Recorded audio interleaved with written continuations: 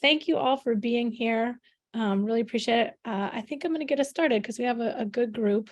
So thank you for being here with us, and more people are going to join as we go.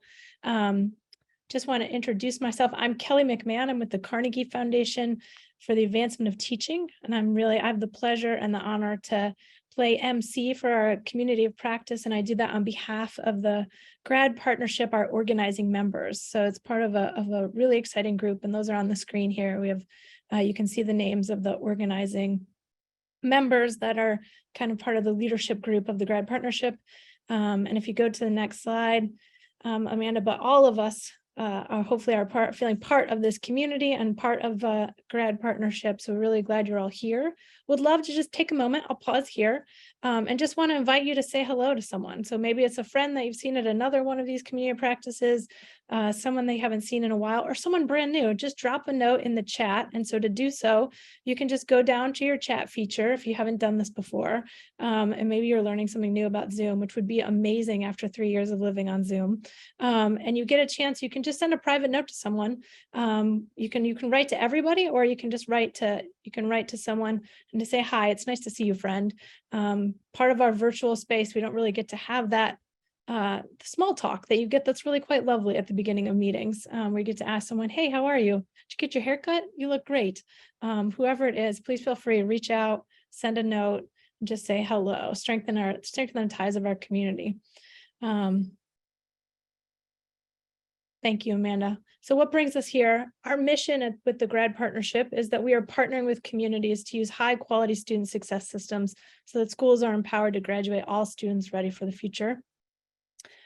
And if you go to the next slide, Amanda. The ways in which we're doing that is trying to elevate and to highlight student success systems. So student success systems are ways of organizing our school communities. In the past, people may have referred to them as doing on-track work or thinking about early warning systems, but we're part of the grad partnership for student success is really highlighting these systems. And they have 4 sort of really important elements. They combine a focus on building strong relationships. They focus on using real-time actionable data. They're guided by improvement science and thinking about the ways in which we can work collectively and adaptively in our schools to respond to what we're seeing that's in front of us, and to think about ways in which we can be collective problem solvers. And they are shaped by student-centered mindsets. So together, on the next slide, we think about the integration of these things, and that's what makes it a system. Is it's the integration of these interconnected parts, and drawing on the supportive relationships, actionable data, student-centered mindsets, all of it in this way of thinking about how we're working together collaboratively to create improvement actions and improvement responses, and then that together makes student success systems. Why these are needed now, the pandemic has taught us a lot of lessons, but this sort of integrated, connected approach is really needed because we know that school connectedness really matters for student achievement, particularly for academic achievement. We know that having leading indicators of things like student agency, belonging, and connectedness are particularly powerful for our ability to react and respond and create conditions that are really great for our students.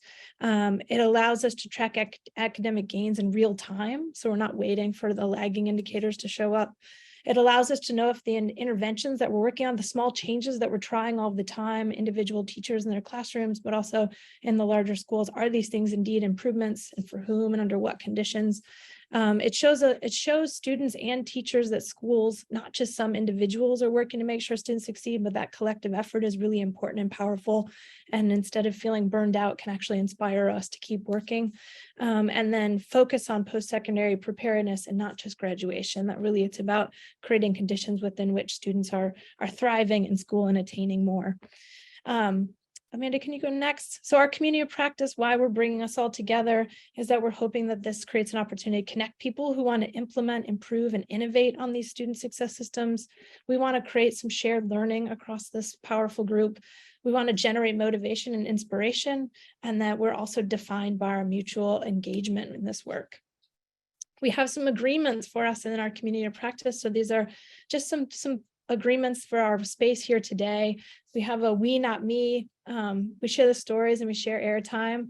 And we do that sharing as listed below so that we can learn. So part of that is when we have this kind of messy space, it allows us to really interrogate our own thinking and also the thinking of others so we can develop and get better. We accept non-closure. Today, we're likely not going to get to all of the things that we need to know about mindsets, but we're going to get pretty far, especially with Camille and with each other in the room.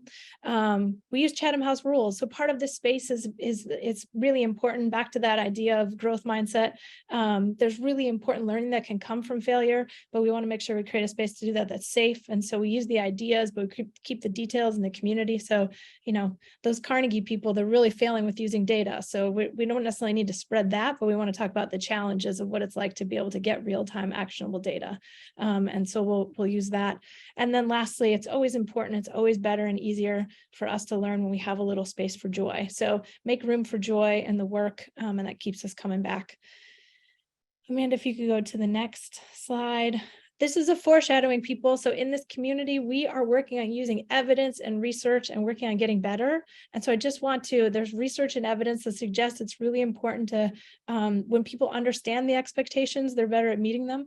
I have an expectation you're going to fill out a survey later today to tell me about how this is going. And that's really important for helping us get better at improving our community practice. So stay tuned. It's coming at the end of the session, but there will be a place for you to give us some feedback, and would love to get your feedback on improving and shaping our community going forward, this community practice. So just stay tuned. All right, without further ado, I'm going to turn this over to Camille Farrington. I am so grateful and honored that you're here to join us. And I will stop talking and turn it to you. Thank you so much, Kelly, and thank you for moving slides for us on this, Amanda. Much appreciate that, and really happy to be here with everybody today. So want to talk about the role of educator mindsets in student success systems. Obviously, a really critical piece of, whether those systems themselves are successful depends a lot on just the frame of mind of the folks trying to implement them at the adult level. So trying to dig into that a little bit. So I want to do a little shout out to my team at the University of Chicago Consortium on School Research. So I direct the Equitable Learning and Development Group there, and we are a very intentional, intergenerational, interracial, and cultural group. We have everything from high school students, college students, grad students, PhDs in our team, and really see that as critical to supporting our collective learning. So much of what I'm sharing with you today is the work of these folks. Next slide. So I want to start in so for our work as a team at the University of Chicago at the consortium, so the Equitable Learning and Development Group, one of the things that's really critically important to us is this notion of schools as spaces of human development. And so not just preparatory factories to try and slot people into an existing system, but how do we really think about maximizing the potential of each individual? And so we have put together kind of something of a mission statement for ourselves to check our work. Are we advancing this thing? And as a former English teacher, I will say right up front, the worst run-on sentence ever. But if you just take a minute to read this vision that we hold for our work.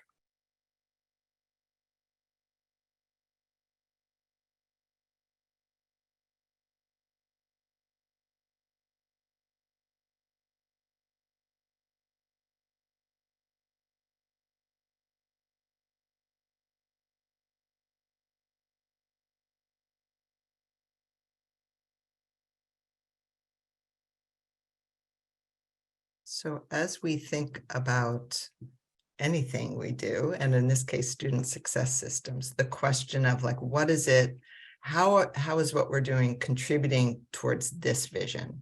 And that's what I'm going to try and hold throughout the conversation. So if that's the vision, oftentimes the next question people will ask, okay, so what's the implications for adults? So what are the mindsets that adults need to support students to become these more engaged, whole, healthy, joyous, connected, capable humans. So drop some thoughts in the chat, like what mindsets are needed for adults to be pivotal in supporting that kind of development. So drop your thoughts in the chat.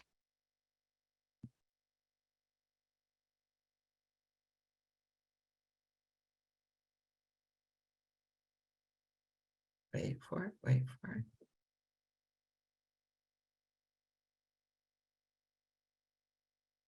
Okay, growth mindset for young people and themselves. Lots of growth mindset, yes. Believing that students can be autonomous and empowered leaders in their own educational process. Great, so kind of handing that over. Positive and restorative. Modeling, the importance of modeling these things. Willing to share power. Empathy. Yep, recognize the value they already see. Mental health, individualized support, and the uniqueness of each individual. Okay, great. Thank you so much for those. So what I want to do today is like do a little context setting of the context in which I've been most recently thinking a lot about adult mindset. So I want to take a few minutes to do just a little context setting, and then to share some of the things that have really contributed to my own thinking about mindsets and where that has led me, both for young people and for adults, and where that has led me, and then kind of circle back to this context that I'm about to set here. So on the context setting side, so for the last 7 years, my team has been involved in the Building Equitable Learning Environments Network, or the BEL Network, which is a national network of school support organizations, researchers, schools and districts, funders around the country, around this idea of building equitable learning environments. And some of our partners in that are PERTS, and my good friend Dave Ponescu, who is executive director of PERTS.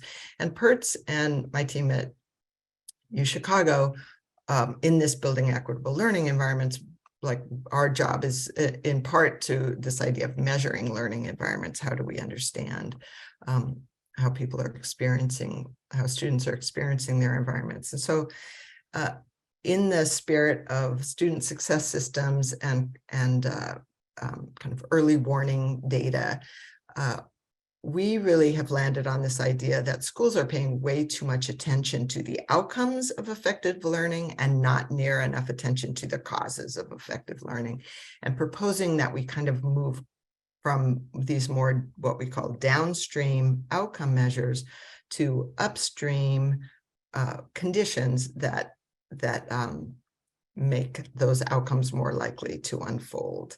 And so as part of that, if you can go to the next slide, Amanda, as part of that, we have developed 2 complementary tools, the PERTS Elevate tool and the U Chicago Cultivate tool.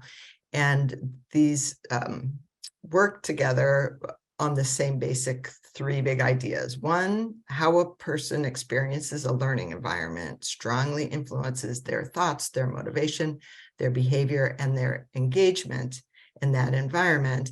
And then, of course, it's that engagement that leads to student outcomes, whether grades or test scores or graduation or credit accumulation. And secondly, that this idea of downstream measures, as we we're just saying, come too late in the learning process to be actionable data, and that we really should look way farther upstream to really understand how students are perceiving and experiencing their learning environments. And then the third piece is that teachers don't actually know how students are experiencing classrooms unless they ask them. And so both Cultivate and Elevate are tools to put data in the hands of teachers about how students are experiencing their learning environments. So both Cultivate and Elevate share the same set of 9 learning conditions that they survey students about. And you can see what they are there. And then Cultivate also goes on to ask students about mindsets and strategies as well. And all of this is asked in the context of a specific classroom. So it's saying, think about this classroom, this teacher, and and asks a series of questions around these. And as you can imagine, this is kind of potential for a lot of anxiety on the part of teachers. If you go to the next slide, here are some examples of, oh, well, first, let me just say this, like, so these two tools existed out in the world. And then this year, this fall, Chicago Public Schools decided that they would mandate to all schools to administer this Cultivate survey to all students grades 5 through 12 in the fall and again in the spring. So all these students are taking this. So like this, and CPS did this for all the right reasons. They, as they say, are saying here, these persistent and long-standing opportunity gaps, like we have to think and act differently. And that begins with listening, especially to our students. And so CPS seeing it as critical data in the hands of schools and teachers to understand how students are experiencing their classrooms. So did this for all the right reasons. But, okay, next slide. You can imagine this brings up a lot of anxiety and a lot of feelings out in the world about the implementation of this, the use of the data, all these things. Here's some examples of some of the questions that are on the Cultivate survey. Also, Cultivate and Elevate share these sets of questions, and they're posed as statements and ask students, think about this particular classroom and teacher, and then tell us how true is this statement from, it's a 5-point scale from very true to not at all true. And so students are saying, yeah, is this meaningful work or is this busy work? Does the teacher notice if I'm having trouble learning something? Like, how well organized is this class if I'm supposed to do something? Do I feel like this teacher cares about my life outside of school? So you can see that this is a lot of stuff that teachers are going to take personally, right? They're going to take personally when they hear back from their students. How are they experiencing what they're doing? And so, like, just pause for a second right there and say, like, there is a lot of opportunity both for really great things to come from those kind of data and for really terrible things to come from those kind of data. And it's all going to pivot on how the adults are wrapping their minds around what those data mean. Are they getting really defensive? Are they thinking my students don't know what they're talking about? Are they like, I'm working really hard, breaking my, like breaking myself to try and get here every day and I don't need this? I mean, there's like so many levels at which this can trigger some really kind of negative defensive mindsets. And there are so many possibilities of what could happen if teachers really listen and embrace these kind of data. So educator mindsets, critical, and like particularly critical for like what I've been thinking about right now in all of this. So want to pull on some big ideas that really surround this idea of educator mindsets. And starting with work we did back in 2012, when we were looking at what are the things that go into students' academic performance beyond raw intelligence or their content knowledge and skills? Like, what is it about, like, what else contributes to students' academic performance in their classrooms? And did a review of over 400 articles to really try to understand this.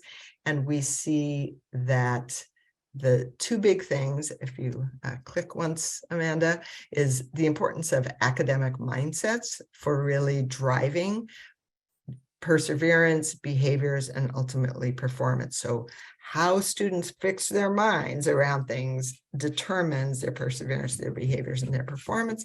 And secondly, that the school and classroom contexts is what shapes those mindsets. And the reason for that is because those mindset questions are really all super contextual.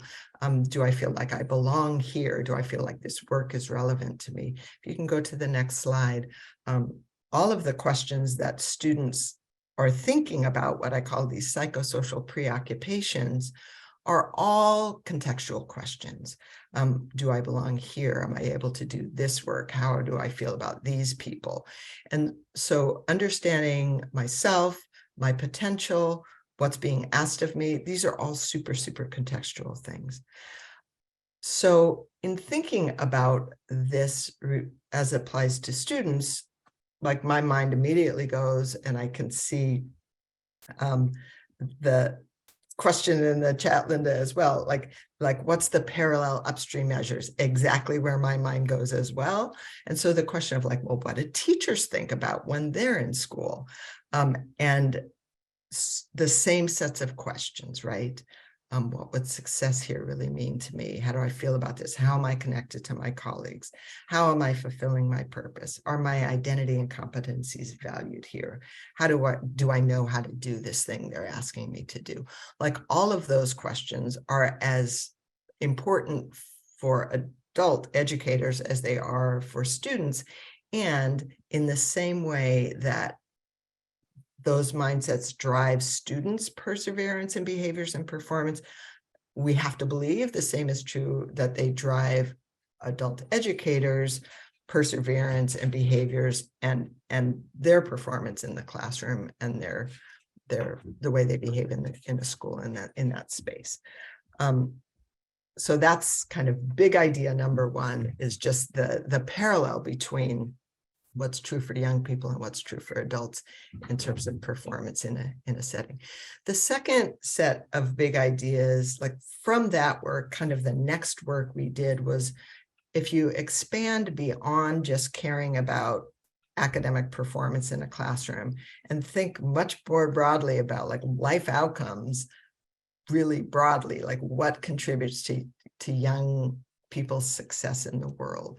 And so this was a next round of review and research we did, published in 2015, that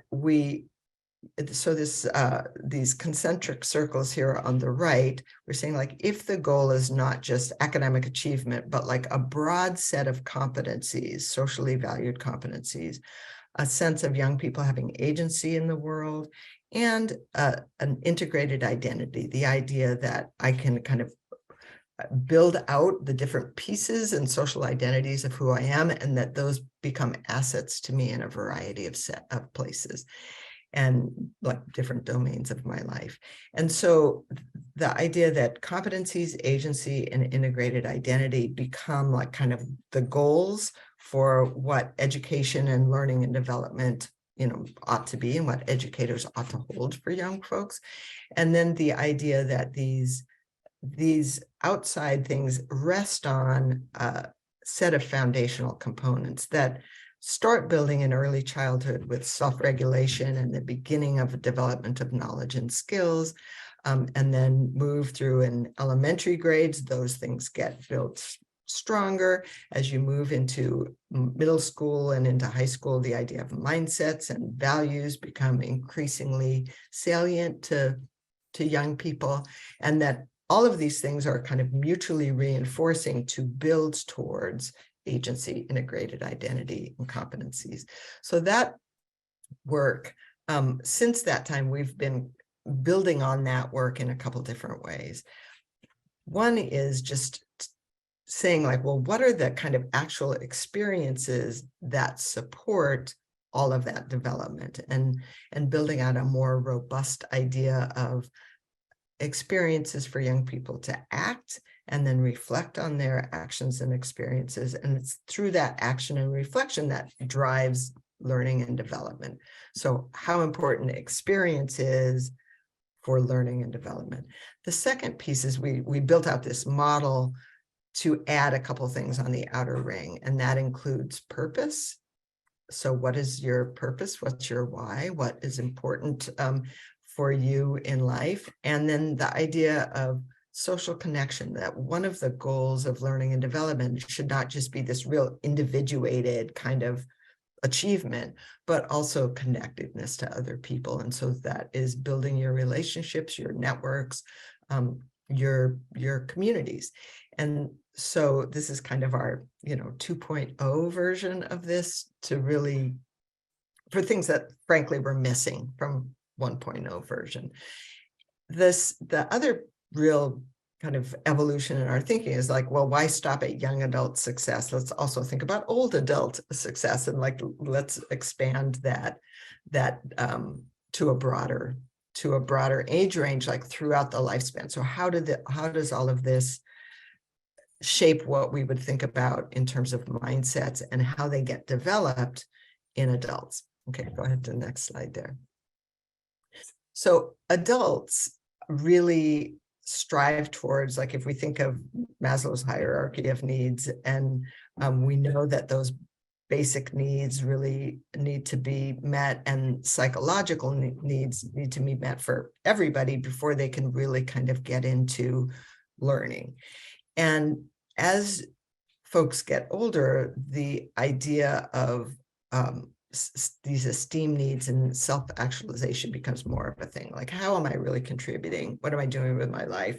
And how am I contributing? And so these are really critical questions for young folk, for older people, adults, educators, as they're in the world of work. Next slide. So we can start thinking about, like, so then what's the implications of all this for really supporting intentional, holistic development of educators, so that the mindsets we need them to hold become a natural part of intentional effort of supporting their learning and development as well. And so just some kind of questions thinking about, we also changed from self-direct, so the original 1.0 version said self-regulation. Here we think about self-direction. For adults, that's like, how do we show up? How do we bring our attention, our behaviors, our emotions to focus, to be contributing to, how we show up for one another, how we show up for our work. Ideas about mindsets and how educators are interpreting their experience and making meaning of themselves and other people and the potential in a particular place.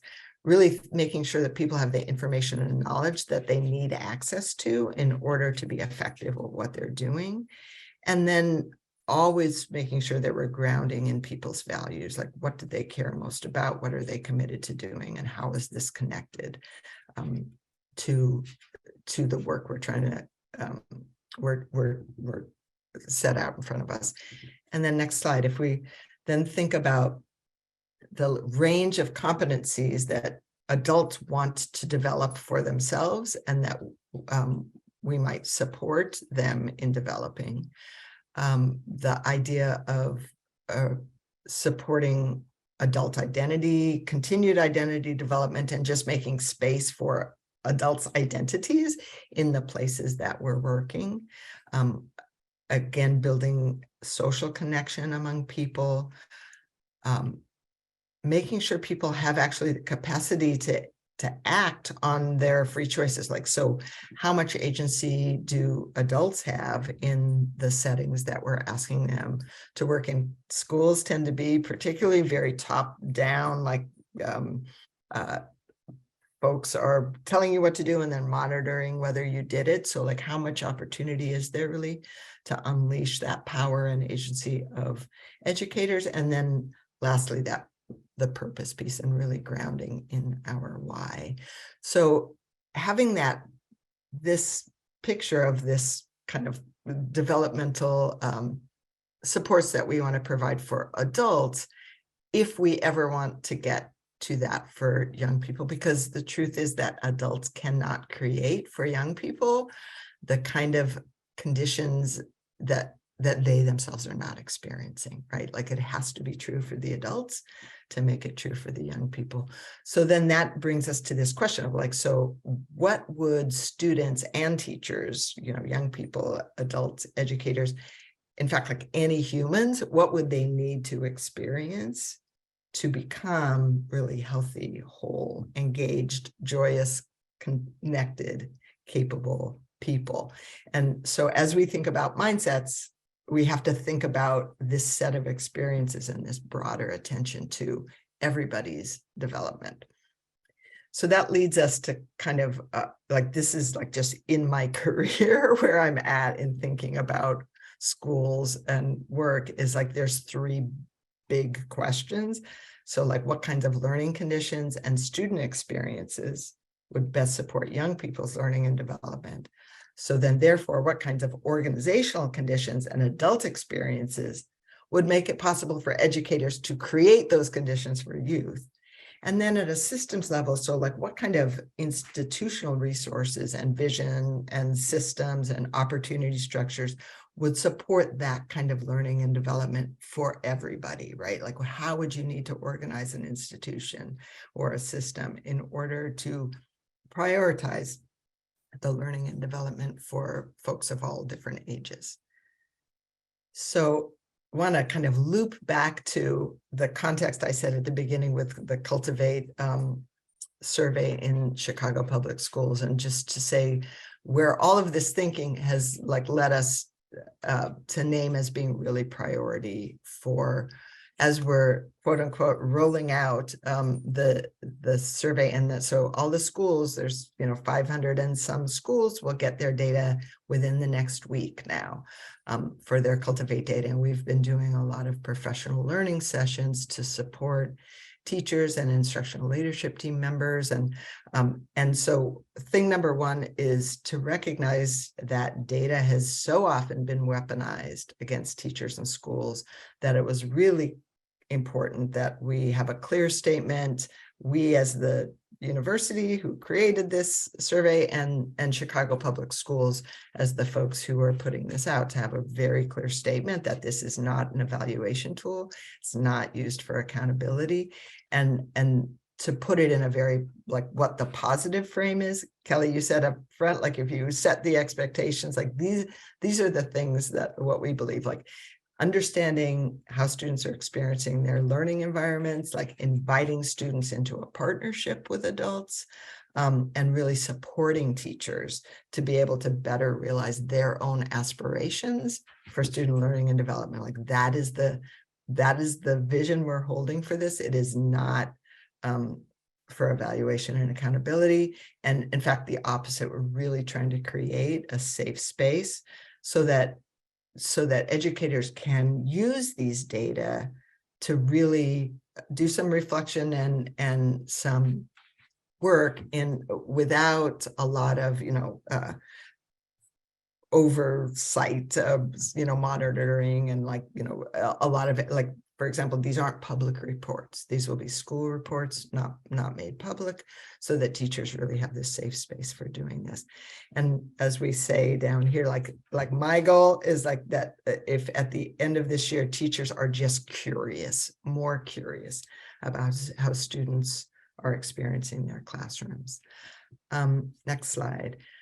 We also wanted to really help teachers not be in that defensive posture, and to really, so in our professional learning, we spend a lot of time role playing through what is it like to get these data, and how do you take what students are saying as their truth and not try to match it with what our experience of the classroom is. And like, yeah, it's not, we're not talking about what are the objective conditions in the classroom. We're just talking about how does a student feel about it? How did they experience it? And really try to spend a lot of time helping teachers kind of practice what that might look like. And then last slide is this thinking through what do we mean by an improvement mindset, and what are some of, we offered up, this is these last two slides are straight, or the last three slides are straight out of some of the professional learning that we've been doing in conjunction with CPS with all of the schools, the instructional leadership teams from all of the schools. We did professional learning for over 2,000 educators in the last week and a half, and really tried to focus in on this idea of getting into an improvements mindset and helping instructional leadership teams, who are then going to help their teachers unpack these data, to really think about, well, what will the teachers in your school need? Like, which of these do we really need to kind of lean into, and some practice about how we might do that. Okay, and then this notion that this is not just a survey and survey data. Like, how do we frame it as the beginning of a deeper partnership with our students? And that's what I got, and would love to hear reflections, thoughts, like anything. Thank you. Thank you, Camille. I really, really appreciate, there was so much in there that it was very rich. And I really appreciate it. And I know I just personally would love to just like ask you questions.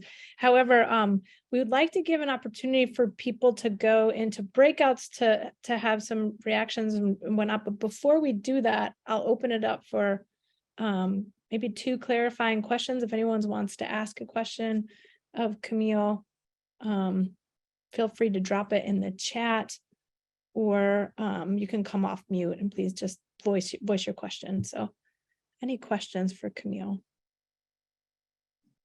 So Mara has asked a question, or Mara's asked a question in the chat, curious about if there are overlaps between the Cultivate and Elevate tools. Yeah, just really quickly on that. So the 9 learning conditions are the exact same in both Cultivate and Elevate, and the questions are the exact same. The difference between the two is that Cultivate is a school level survey, and so it surveys across all the students in the school. It will kind of assign a subject area to a given student, say, hey, do you have a math class? So tell me about your math class. And ask somebody else, do you have an English class? Tell me about your English class.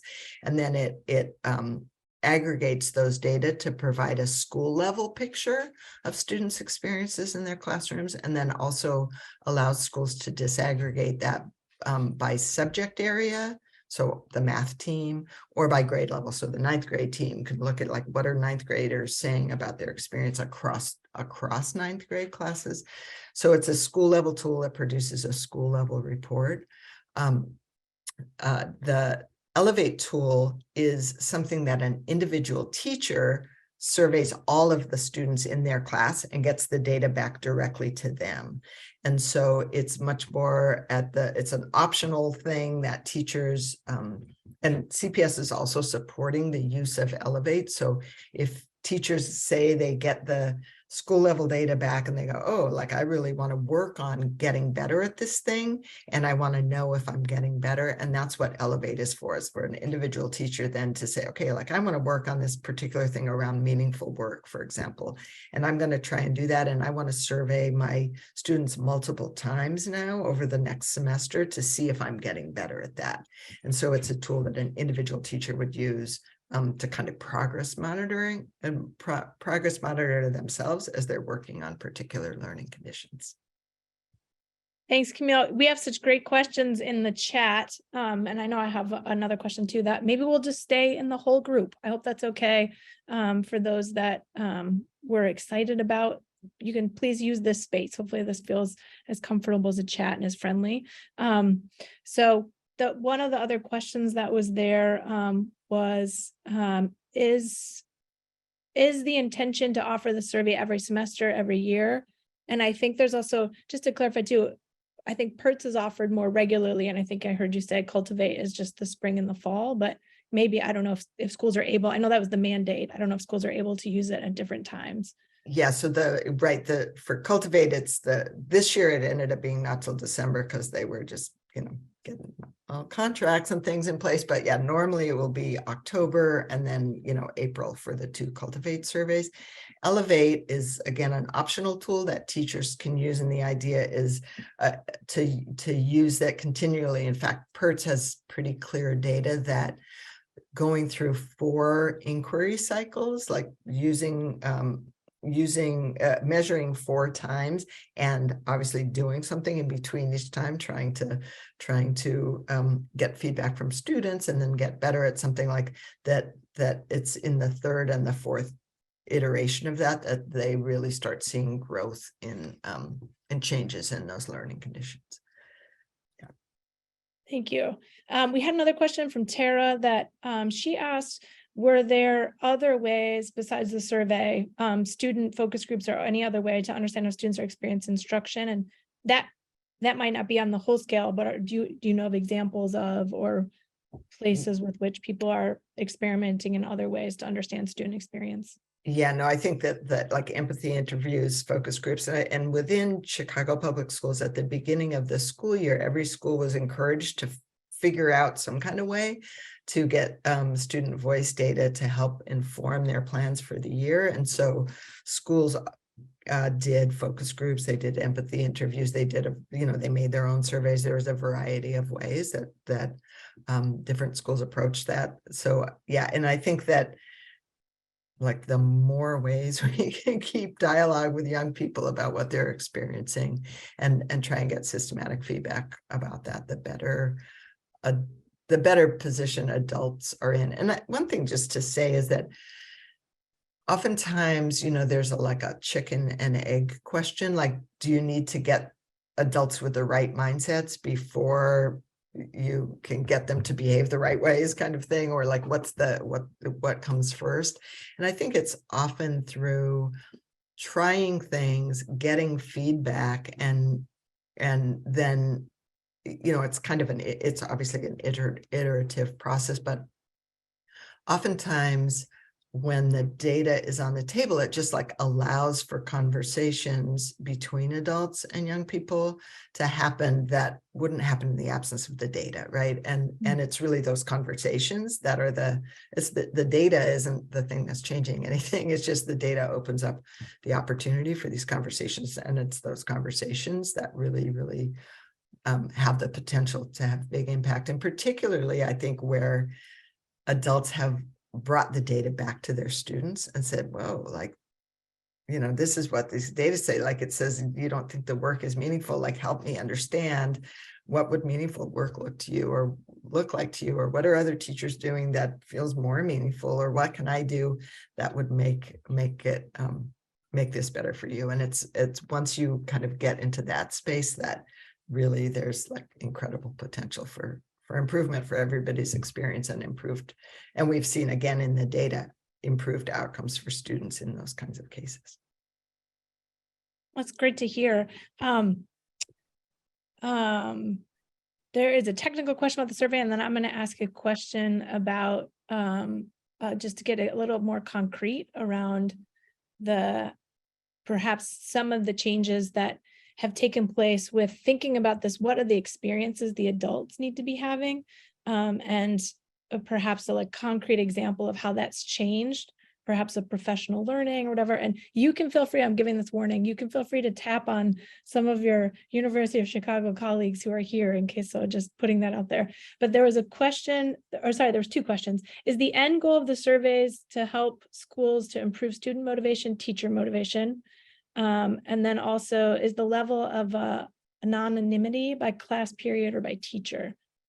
So Yes. So the end goal is to make sure that schools are doing as much as possible to support not only academic achievement of students, like certainly that competency building piece is one of the critical things, but also students' broader well-being and identity development. Like, those are the three goals. And so by paying attention to the ways students are experiencing their classrooms and providing those data in the hands of teachers so that they can, like, at a place where it's still really actionable for teachers. And I think that, so the ultimate goal is student academic development, identity development, and well-being. I think that along the way, what we have seen, particularly I think with the Elevate tool, which actually has a longer track record, is that it also really does contribute to adults' motivation, and because it just feels better to do work that is effective, right? And like when you're getting more of the results that you're putting so much effort into trying to achieve, and that it just works better when you're in partnership with students. And so it ends up having also that reinforcement of adult motivation, and adult just feeling like, yeah, this is more rewarding than the beating my head against the wall version of this. Thank you, Camille. All right, I'm going to take MC liberties here and just ask a question about if you have an example or a like concrete way in which the design for the adults' experiences has shifted or changed with this kind of approach of thinking about, okay, if we want our students to be having these kinds of experiences, these are the experiences the adults need to be having. Do you have an example of perhaps some shift or change that was in providing professional learning, or even in how you facilitate meetings or not? Do you have an example of that? You're asking that of the group, yes, Well, Kelly? yeah, actually the group would be great. But also if you have an example, or if the folks from, I know there's some other folks here from University of Chicago, if you have a good example that you'd like to share in the room. Yeah, I would love my Network for College Success friends or other folks to jump in on this, please. All right, there's a call out. This is a race to see who turns their video on first. All right, the question is, so Camille's presented a way of thinking about how we think about the experiences the adults need to be having if we want the students to be having these kinds of experiences. So how has that kind of thinking influenced, is there an example of the design, the way it's influenced the design for the professional learning, or perhaps for the meetings with teachers, or it could be with administration management that attends to that, perhaps a shift or a change in the professional learning? Was there a change in the design for that, or an example of an experience that was created for the teachers? Does that help, Paramaki?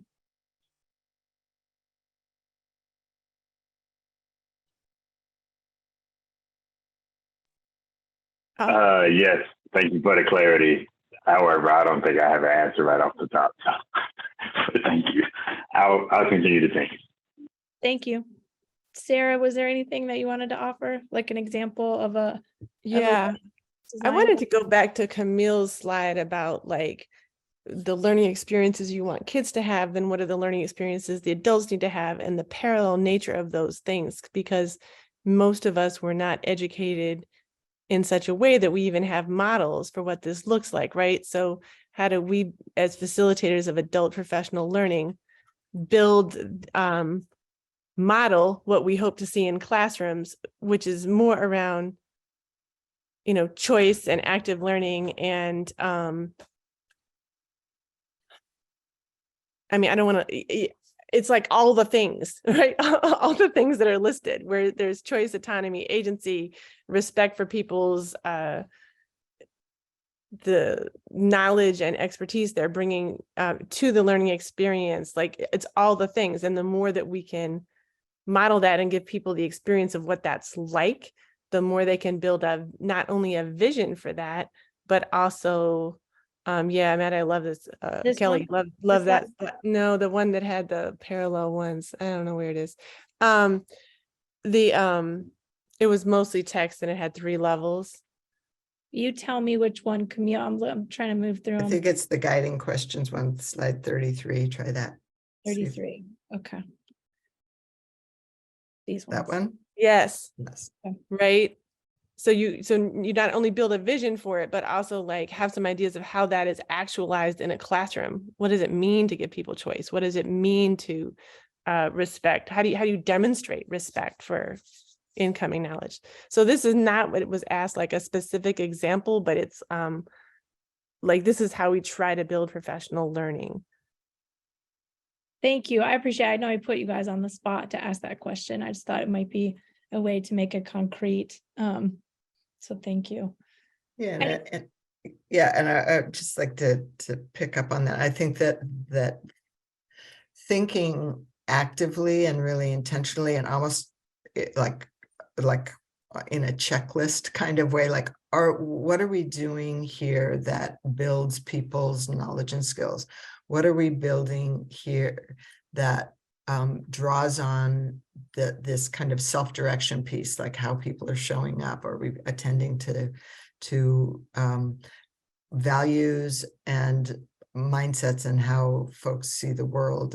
And are we grounding in identity and social connection? And like, so are we attending to all the pieces that are really essential for people to fully participate and be able to do their best work? And are we not only creating space for that, but creating experiences for people to exercise that part of themselves? Because you can't just, like, in the same way that we can't just kind of shove content knowledge and academic skills into young people's heads without attending to how they feel about each other, how do they feel about themselves. Like, that is absolutely as true for adults. And the more that we can model that kind of caretaking about people's learning and development, the more educators are able to do that for their students.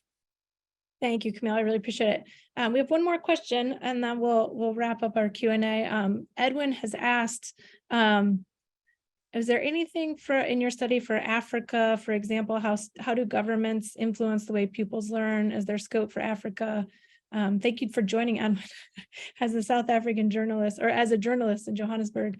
How do you use such information to encourage better learning and outcomes? It's a big question for our final one. So yeah, it's a good question, and like, so specific, like, I think it's not so much specific to Africa, but I think true anywhere, in the sense that all of learning and classrooms and schools are set in larger social contexts, and there's a lot of and those broader social and policy contexts really shape a lot of the meaning making people do in a setting in terms of the mindsets that they develop. So like the idea of, is this being done to help support me for my own good, or is this being done to me in a way that I might lose my job? Like those are really big questions, right? Matters a lot. And likewise for students, is this just to see if I'm smart enough or good enough to be able to like have a future, or is this somehow other, like caring, is this coming at me from a place of really caring about my well-being? Like those are critical differences, and the policy context shapes a lot of how we answer those questions. Yeah, thank you. I appreciate that answer. Well, I'm sorry, everyone. I'm going to flip through a bunch of slides to get us here. Thank you, Camille. I really appreciate your willingness to share your work and share the thinking with us. I would love to hear from people in the chat. Just what's an idea that you want to share with others who maybe weren't here today? Something you're going to take with you that you're really thinking about wrestling with. If you want to drop that in the chat now, would love to hear how people are reacting or responding, what's resonating for people. So what idea do you want to share with others who aren't necessarily on the call with us? If you could drop that in the chat, would love to hear from you. Give you a second to do some writing. What are you taking with you? All right. So with that, I want to point us towards our next community of practice. We'd love to see you again on March 15th. And then we're going to hear from our colleague, Emily Palin. It's Connecticut Rise, who they're running a regional network that's supporting schools with using on-track and student success systems. And so we'll learn more about their work. And also have an exciting opportunity for those who are working in schools right now. The grad partnership is piloting its self-assessment tool, and we would love for you to learn with us if you're interested in doing so. There's an opportunity to sign up to learn with us and engage with this reflection tool that is a way in which you can engage around the definition of high quality student success systems and understand how that's influencing your work. We'd love to hear more about your work and about how that's going and your use of this tool and find out if it's useful. So if you're interested in doing that, please feel free to click on the link, which I'll drop in the chat in a moment. But right now I'm saving this link that I warned you was coming, which is not warned, I invited you to consider, which is around giving us some feedback. So thinking about the